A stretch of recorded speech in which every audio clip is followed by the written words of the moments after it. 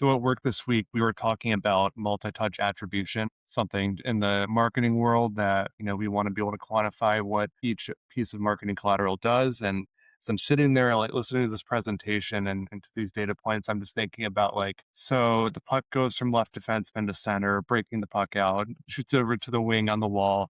They move up ice, drop pass to the center, and then fire it backdoor for a tip in. That's multi-touch attribution for a goal. That's where my head is going. I am not thinking about marketing. I'm not thinking about creative assets. I'm thinking about the puck hitting the back of the net. And instead of doing last touch attribution for the goal scorer, how are we going to divide that up for everyone on the ice and factor in the opponents into that situation as well? So, yeah, I mean, hockey's been over for a while for the Red Wings, but clearly it hasn't been for me. You know you are a hockey fan when you starting to you know you're a hockey fan when Tony. It sounds like you're starting to miss hockey games happening almost every night. Am I right about that? Getting the itch, man. Getting the itch.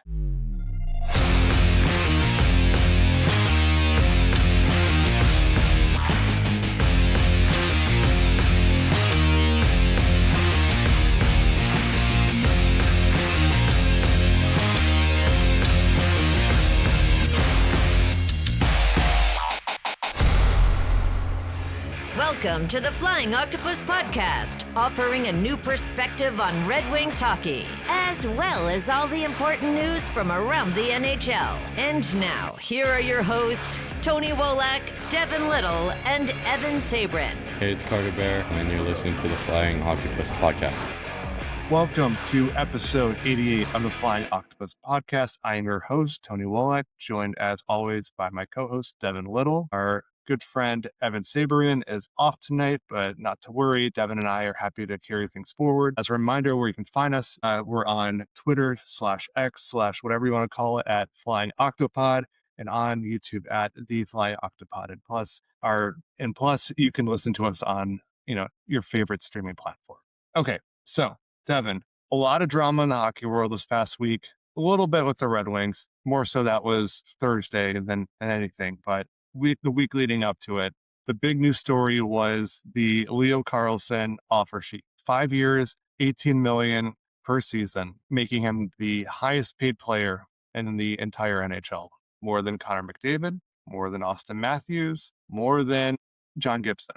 So I've been thinking about this one for a while because, and there's been plenty of conversation on social media about this, but it really does change the game in terms of the salary cap and how that's managed, because this offer sheet, it truly shifted the market. And I've been wondering when this shift would happen with the salary cap rising this year and next year as well. And it rose a good amount this previous season on top of that. But, we're going to be at 113 million next year, 104 million this upcoming season. And with the NHL going from, well, it wasn't that long ago when it was 80 something million, and now we're at 104 and going up to 113, and who knows where it's going to go after that, certainly up. I was wondering when was it going to be when we start to see a huge increase in salaries? For the most part, it's been pretty conservative. We've had some, replacement level players signing for more than expected, knowing that those contracts would look fine in a couple of years. We have some, maybe not star players, but solid players, and Alex Tuck getting 10 million. His teammate Jacob Chikrin signing for 8 years, 9 million this past season, and that really throwing people for a loop, even though that's just what to expect with a new salary. But there really hasn't been a drastic increase. It's been a couple million here or there with these contracts. Not Leo Carlsson, though. No, sir. 18 million per year. That is a huge jump. And I know the Ducks were hoping to sign him for, I don't know, much less than that, 12 million at most. But it was a smart move by Danny Briere just to shoot a shot. If it works, Philadelphia gets a 1C and a top maybe 30 player in the NHL for 4 future first round draft picks, which, with the team they have could very well be at the end of the first round for the next 4 years. If it doesn't work, then no harm, no foul. Just maybe he doesn't trade with Pat Verbeek very often moving forward. But it really does show that the salary cap has changed forever. And there's no going back from here because agents see this, players see this. Leo Carlsson's contract is now comparable. This isn't going to be some fluke. It is going to be something, it's going to be a reference point for agents, for players, and we're going to start seeing players signing for, much more than we would normally see them sign for. And to start, Alex DeBrincat, he will be a free agent next summer. And Devin, we're in for interesting next 360 days roughly here. What do you say so? I'd say so. Few thoughts here. First and foremost, remember when the salary cap was first instituted and it was $39 million? I mean, this Carlsson contract is almost half of that. That's insane. I mean, good for the league. That means there's been legitimate growth over the last 2 decades. You certainly would hope so, but it is kind of crazy to think about, where we were when the salary cap began, to see where we are now and see where these salary caps or salary hits are heading. It's kind of crazy. Good for the players, but crazy. Second, I definitely thought of you when this contract came through because you are our resident contract guru. And I have to imagine that this, for your system that you use to come up with these contracts, I imagine that this kind of throws a wrench into things, right? I don't know how it works, obviously, but this is now a big outlier when you kind of look at the grand scheme of contracts in the NHL. And obviously, like you said, it's going to be used as a comparable moving forward. So you'll see more contracts kind of fill in. But I I definitely thought of you because I'm sure that you actually have some thorough analysis you could give us on this contract. And then last thought I have just on the Carlsson thing real quick is it's also, first of all, shout out to Danny Briere for being just an absolute chaos agent. But also, this is a contract that, and good on Carlsson for signing it. It's a contract that you need, or the Anaheim needs Carlsson to take a significant step forward over the next couple of years so that he can live up to that contract. And I do know that, as we progress over the next few years and over the course of this contract, it's going to start to look pretty standard. I mean, I'm pretty confident in 3 years, we'll look at this contract and be like, yeah, that's about right. But for right now, I mean, you're asking a lot of a 21-year-old to live up to that cap hit. You draft him second overall to be that, or to be that kind of player. So now he's getting paid like it. But holy cow, it certainly does change. It changes the dynamics within the leagues of how you pay players, and it also, and we've had to do this progressively since the salary cap era began, but you have to kind of recontextualize what the cap hit means. Because, I remember back in the day when Sidney Crosby signed a deal for $8.7 million, and that was like, holy cow, that's a lot. And now that's what Dylan Larkin's getting paid. You give it time and these contracts start to look normal. And it's just, there's a little sticker shock at first, but then you give it a little time. As for the Red Wings, it does, you mentioned DeBrincat. I mean, that's definitely the first player that they have to deal with that's going to be lined up for one of these significant raises that we're now kind of expecting to see league-wide. The dude scored 40 goals for a non-playoff team, and he's a fan favorite. You remove him from the lineup, given what else is at least assumed to be gone in the near future, the Red Wings offense dries up really quickly. So he's obviously an electric player and an exciting one, and a really important one in terms of just having a competent offense in Detroit. So I am not looking forward to the next 360 days because I'm sure that this is going to get beat into the ground about how important of a negotiation this is going to be for Detroit and how important this player is. But there's also this underlying thing of they might not end up signing him to the next contract. They very well might move on from him, if not because of just the team taking a significant step back and DeBrincat doesn't necessarily want to be there anymore. If not that, then because you just can't necessarily afford to commit high dollars to a winger like that, at least with the current state of the teams. I have a feeling we're going to be talking about Alex DeBrincat's contract status for many more episodes to come, or unless Steve Yzerman wants to surprise us and announce an extension over the next week or so. Yeah, let's unpack that for a second. I mean, there's a few things that I want to get to, but first, let's just wrap up on DeBrincat real quick. So rough math, you're looking at possibly 11, 12 million per season, depending on how long the contract is. He's 28 now, so we're probably looking at least 5 years, if not longer. And again, this will age pretty well with the salary cap rising. Like I said, 104 this year, 113 next year. At some point, there's a TV deal coming up too. So it's fair to say, I don't know, 120-ish, 128, 135, 5 years, 4 years down the road, it's going to keep going up pretty significantly. So, with that, again, it'll age well. It's just the sticker shock of signing it.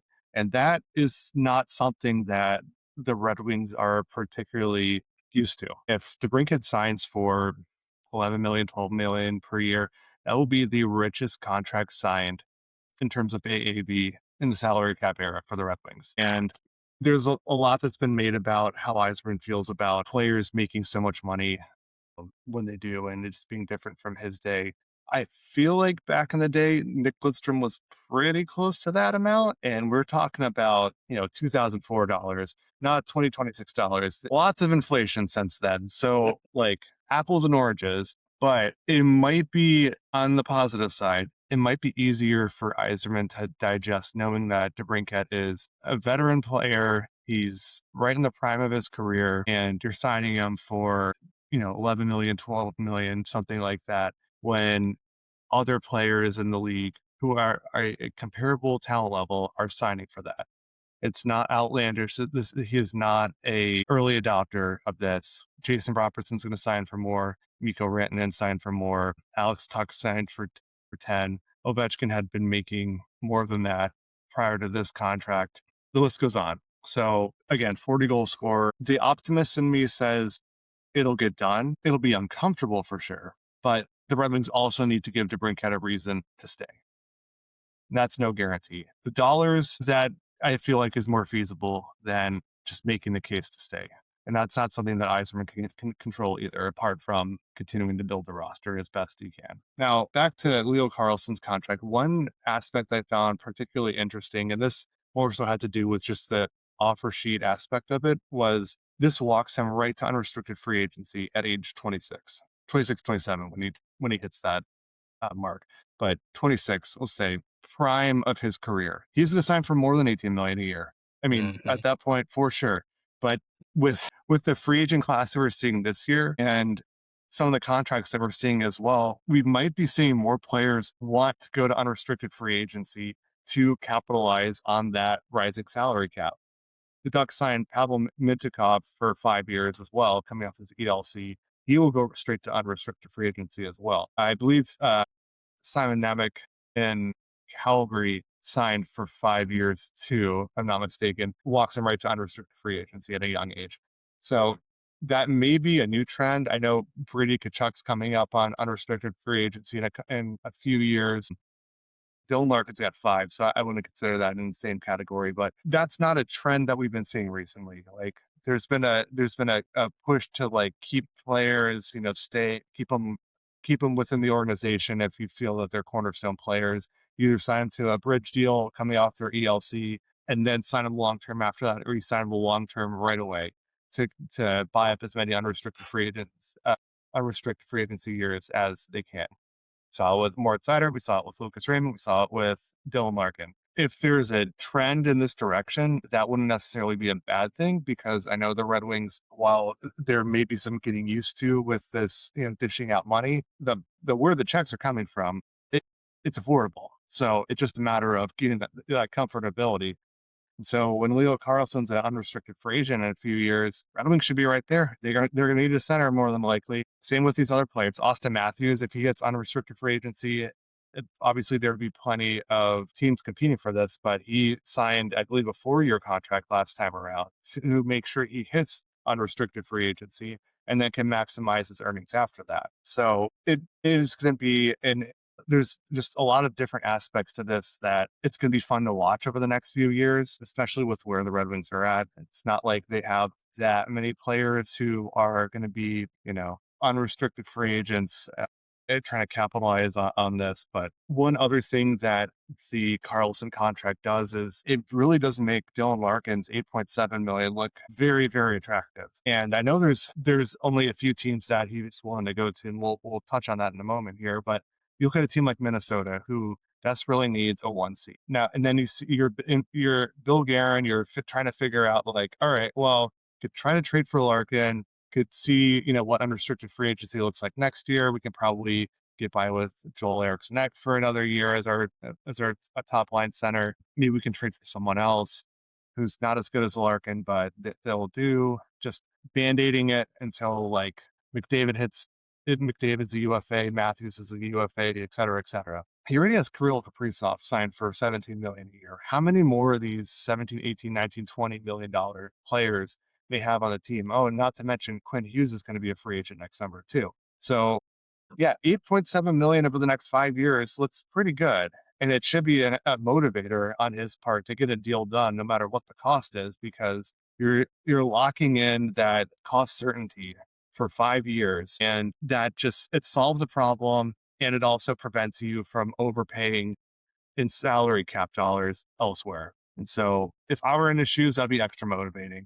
at least in my opinion. I would agree. And I think that the value of Larkin's contract is kind of I don't know if I want to say unspoken, but it's definitely the undersold aspect of this, at least in terms of how people talk about Larkin and what his value is and what he's going to be traded for. Because, at least with what I see, it always kind of comes down to, is he a 1C or is he a 2C? How good is he? Blah, blah, blah, blah. He's never scored more than 80 points, blah, blah, blah, blah, blah. Okay, cool, fine. We all know that. The true value of Larkin is that he is a top 6 center. There's no doubt about that. He is a very competent two-way player. In fact, he's an excellent two-way player. He showed that very well during his last 2 campaigns for Team USA, the 4 Nations and the Olympics. And he's locked in at 5 more years at $8.7 million in an environment where 21-year-olds are signing for $18 million, and they haven't earned that number yet. And that number is going to change too. Like, let's not forget, Macklin Celebrini is going to need a new contract pretty soon, and is going to top Leo Carlsson's. Absolutely. Yeah. Connor McDavid, he only signed, wasn't it a 2-year deal with Edmonton? Like he's going to be up for a new deal, and I'm sure he's going to make a very valid argument. He deserves more than Leo Carlsson. And so all of a sudden you have all these guys signing for 15, 16, 18, $20 million. All of a sudden it looks like Larkin's making third line center money, and he is a bona fide top 6 center. That is valuable. The only thing that's truly suppressing Larkin's value is Larkin's restrictive trade list. That is the only thing suppressing his value, at least in my mind, because you can't build a fully matured market just because you can't consider everybody. But outside of that, just the player and the contract, there's a ton of value there. I know that a lot of Red Wings fans have been getting flack from other fans. Who do you think Dylan Larkin is? Well, we know who Dylan Larkin is. He's a damn good player, and he's on a really good contract. And the teams that are trying to acquire this player see him as the missing piece of their roster. You don't usually pay for the missing piece for pennies on the dollar. And now this dollar, hypothetical dollar here, just got a hell of a lot prettier too. So yeah, like I said, his contract is kind of the undersold value of this player. And if Larkin's own merits as a player doesn't get a really good return for Detroit, the value of a contract will. I feel very confident in that. So let's talk about that restrictive trade list as well, because right now the market is 3 teams or 4 teams, depending on who you ask. So just to kind of recap the reporting there, when the trade request initially came out, after a bit of digging, Helene St. James of the Detroit Free Press reported that the teams on the list were the Vegas Golden Knights, Florida Panthers, and the Minnesota Wild, as we all know. And so nothing had changed. At a week later, I asked Pat Brisson to expand the list. Pat Brisson's Dylan Larkin's agent, to expand the list to get something done. And then after that, radio silence. And then this week, Ansar Khan of MLive reported that Larkin had expanded his list to include the Dallas Stars. And so with Dallas, that's 4 teams, more than 3.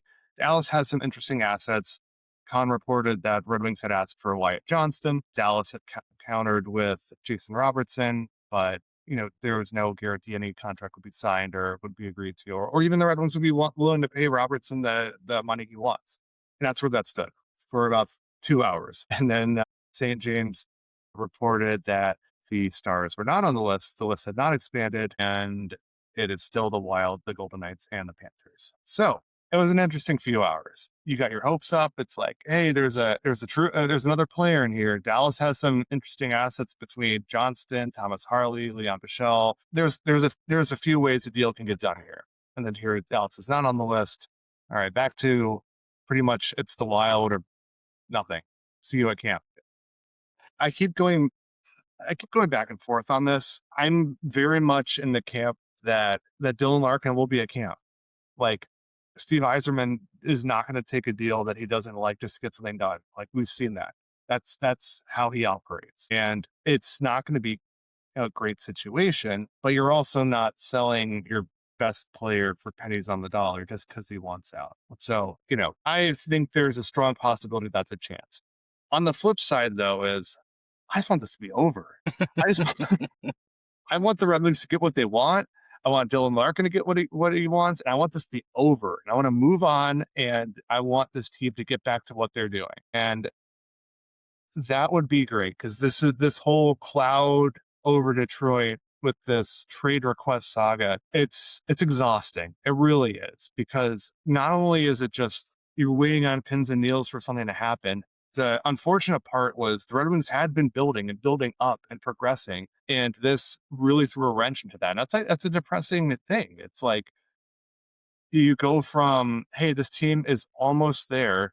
They just need to add one or two more pieces to, are we going to have to start over? So there's a lot of emotions around all of this, from the player, from the team, from the fans, other fan bases, apparently. There's a lot to it.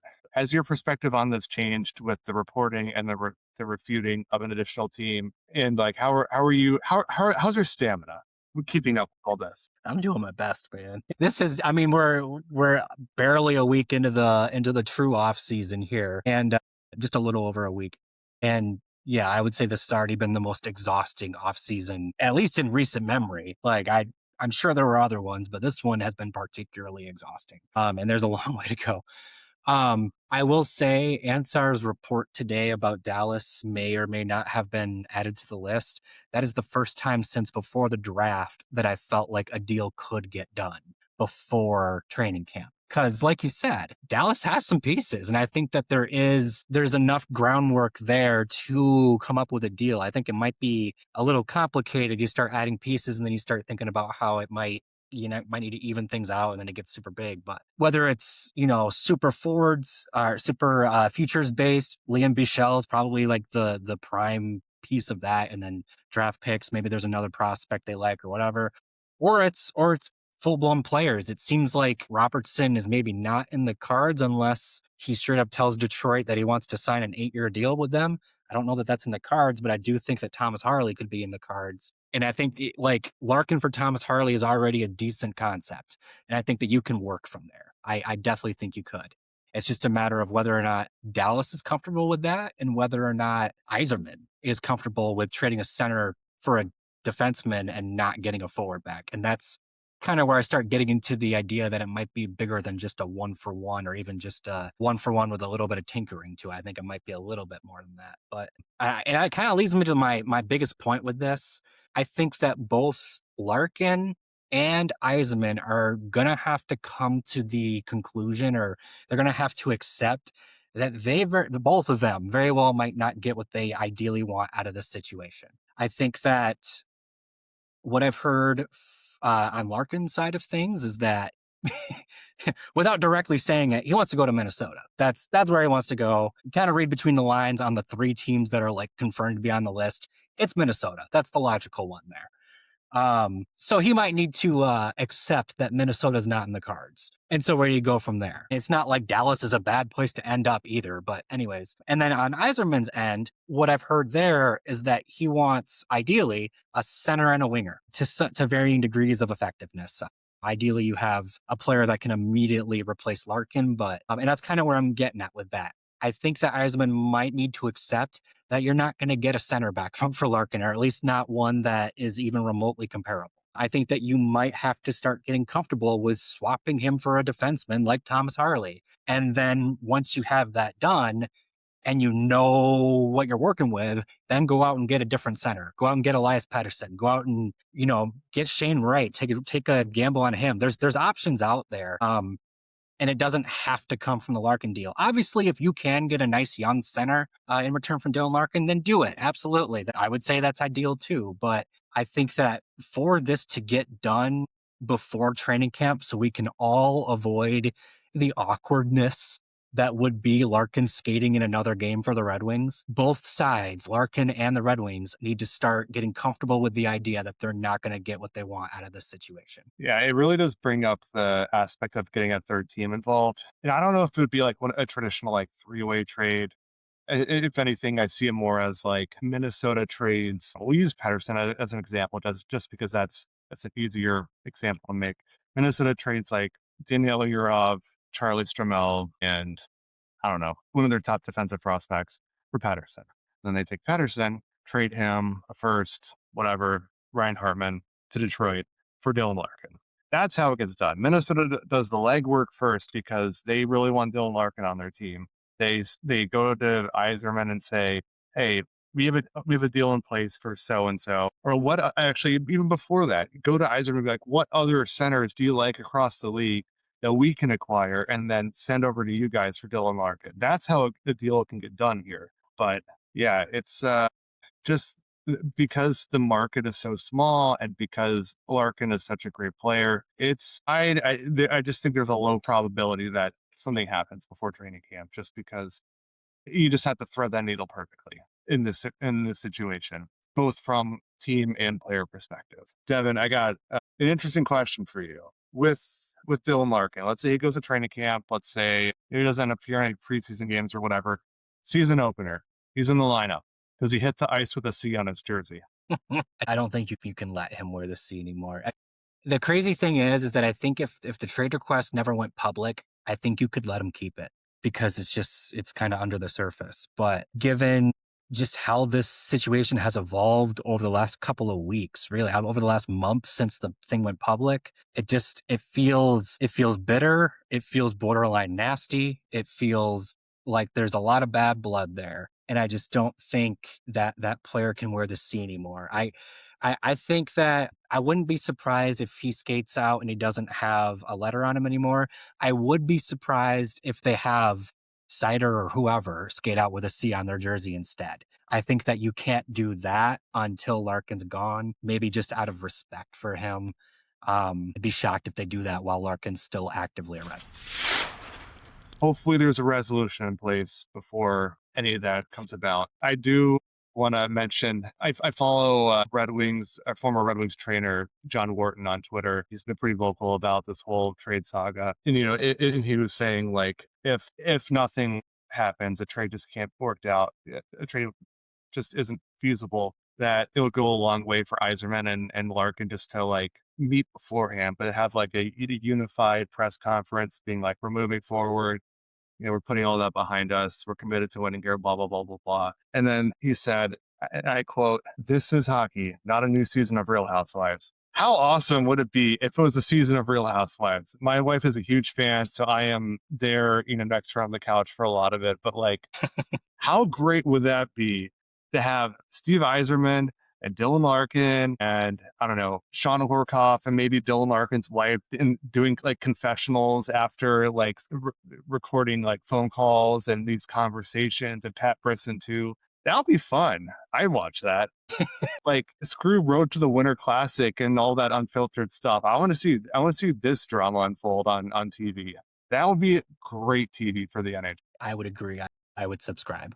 That would be, as somebody who, like, follows the team, I think it might make me want to peel my eyes out, but it would be great television. I am going to go pitch this to Andy Cohen and we'll see what happens here. Get it done. Just a few things before we wrap up. Patrick Kane still unsigned. No clear indication whether or not he's going to sign in Detroit. Could be Buffalo, could be other places, but it's pretty much been radio silence there. It's possible that he's waiting for a resolution with Dylan Larkin because him and Larkin do share the same agent. Simon Edvinsson, still unsigned, restricted free agent for the Red Wings coming off his ELC. Elliot Friedman reported on the 32 Thoughts podcast that Carolina had been showing some interest in potentially an offer sheet, something in Edvinsson in the event they trade Alexander Nikishin. So I'm not going to say anything. I don't want to jinx anything. I'm not going to say anything else on top of that. And then DeBrincat, as far as we know, no progress toward a new contract. I wouldn't be surprised if this, plays out over the course of the season. Kind of see how the year goes for the Red Wings, what happens with Larkin, how the team, progresses or not before we get a resolution there. But otherwise, I think the Red Wings are pretty much done at this point, apart from adding, players. I will say the one caveat to that is, like, if Kane re-signs with the Red Wings, I would say they're pretty much done in terms of like adding players and that. Then this is apart from Larkin and Edvinsson. If Kane signs somewhere else, I could see them pivoting to like Eli Tolvanen, Anthony Mantha, Michael Bunting, someone like that, just to fill the void. Not that they're Patrick Kane or anything like that, but just to add depth to the lineup. So you're not overslotting Michael Brandside Nygaard right away. You're not overslotting, I don't know, JT Compher right away. I do think they're going to add one more player. So more to come there. We'll just wait for that first domino, Patrick Kane, to fall, and we'll go from there. But Devin, any last thoughts as we get into cottage season here for the offseason? I guess my biggest thought is I do expect Detroit to make at least one other move. Obviously, you hope it's the big one, but in lieu of that, I do think they need to add one more player because to some extent, without knowing what Patrick Kane's going to do, right now you can kind of look at Victor Arvidsson as his replacement. And a lot of people do that. I don't do that yet, but if Kane signs somewhere else, then I do. Then I see him as the replacement. So then you've added Arvidsson, which is actually just replacing Kane. And then you've added Kolasar, which is actually just replacing JVR and anyone else from that bottom six. So they haven't actually added anything yet. They've just replaced players that left. And that's not even, what you're going to lose when you lose Larkin. So I think they need to add one more player because then they can actually say that they've added to the team. So I do think that the Larkin thing's holding some things up. I do think that there's a drive to get this done so they can get other things done too. But if it's not going to get done, anytime soon, whether it's Patrick Kane or Tolvanen or anyone else you mentioned, I do expect to see at least one more signing be announced sometime over the next month or so. So that'll do it for episode 88 of the Flying Octopus podcast. Once again, I'm your host, Tony Wolak. Devin Little, it's been a blast. And Evan Saberin, see you next time. Thanks for listening to the Flying Octopus podcast. Follow us on YouTube at the Flying Octopus channel and Twitter at Flying Octopod.